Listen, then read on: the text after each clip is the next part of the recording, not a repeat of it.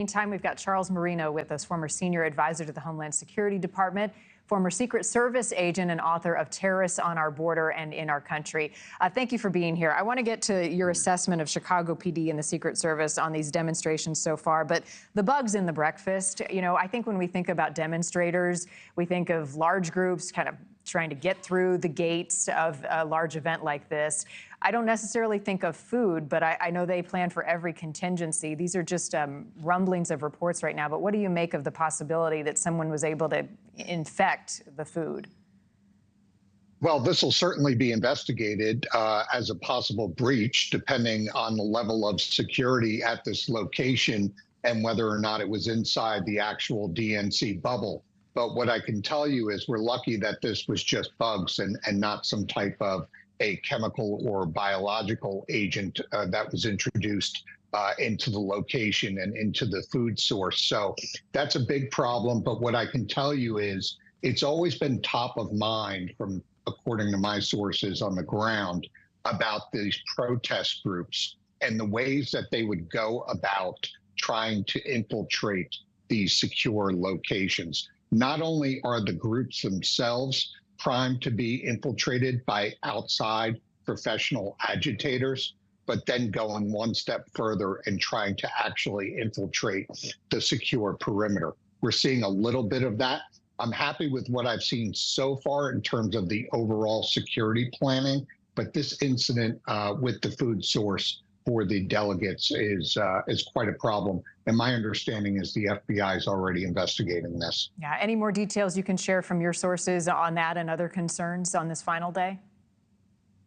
Well, overall, they're happy with the level of response from law enforcement. I think you've seen the protesters be allowed to carry out their First Amendment rights and remain peaceful. And as far as these groups try and stray from those peaceful protests and move towards violence or destruction, they're being quashed fairly quickly. And that's what authorities wanted. As these groups can potentially get out of control, it's very contagious and can spread quickly. And before you know it, you've got a much larger problem on your hand. And that's what law enforcement wanted to quell and keep under control. And so far, they're doing a very good job. Allowing people to attend the actual DNC event unscathed. Right. And you're right. In these large crowds, it's easy to misinterpret a situation that starts to unravel into what is perceived as violence. Day to day, the protesters, the demonstrators learn, and they're nimble, and the police are required to do the same. As we expect the largest crowd today, how difficult is it, and what's the challenge to monitor groups that are trying to embed themselves, who don't necessarily share the message but are looking to cause problems?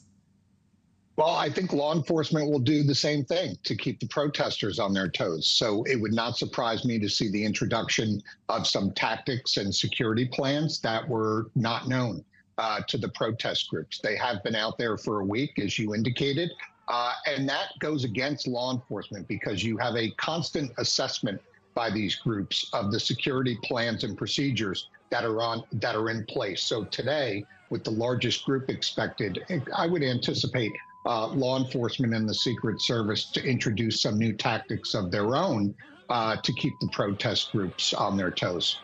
Finally, I want to get your thoughts on the bulletproof glass. Trump held his first outdoor rally in North Carolina this week since the assassination attempt in Pennsylvania. More of what we expect to see on the campaign trail, and what message does that send to supporters of both Trump and Harris now in this tight race? Well, I think it's that we're operating in a heightened threat environment here within the U.S., as we've heard the FBI Director Chris Wray state in front of Congress time and time again that the lights are blinking red here based on global events, and also the specific threat levels to former President Trump and current Vice President Harris need to be paid attention to. And things like the bulletproof glass, while typically only afforded to sitting presidents and vice presidents, are now being deployed to former presidents and candidates. And I think that's the right way to go. These tools should be made available, not based on the title of somebody, but as opposed to the actual threat level here.